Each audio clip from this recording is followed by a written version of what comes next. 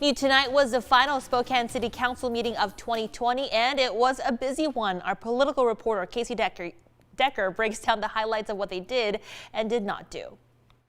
A handful of demonstrators outside City Hall this afternoon, protesting the idea of adding fluoride to the city's drinking water as a way to improve dental hygiene. And we do not want fluoride in our water.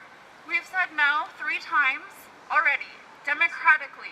Tonight, City Council was going to consider a non-binding resolution, basically just reaffirming the city's intent to fluoridate. But ultimately, council members decided that was just unnecessary. They already approved a contract in September, accepting grant money to pay for the process. So it's likely fluoride won't come to another vote until sometime in January when the grant money actually arrives. As it stands now, Spokane is expected to at least begin studying next year how it wants to begin the fluoridation process. The council did, however, take action on renaming a controversial street that runs by Spokane Falls Community College. Fort George Wright Drive is named after a brutally racist 19th century American general who slaughtered Native Americans in eastern Washington. Local tribes have been calling for a new name for years. Tonight, council unanimously approved one. It's now Wistocks Way, after a woman warrior of the Spokane tribe who fought against Colonel Wright. Also tonight, council narrowly approved the purchase of 4 Tesla Model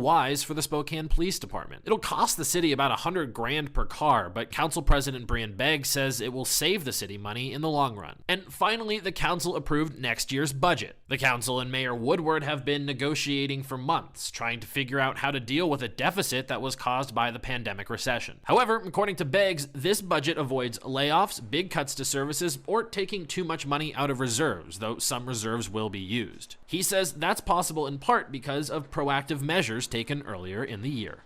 You know, they were basically dealt with all years that we didn't fill a lot of positions, or we delayed filling positions and cut our travel spending and other things like that.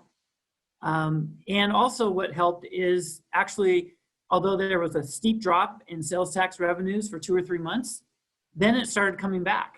So, you know, our economy isn't as bad off as it maybe shows on the news. People are spending money. They might be doing it by buying stuff on the internet, but we're still getting the sales tax from it. The budget passed with a 6-1 vote. Conservative member Michael Cathcart was the only no vote, citing complaints about the negotiation process, feeling he and some other members were left out of the loop. Casey Decker, KREM 2 News.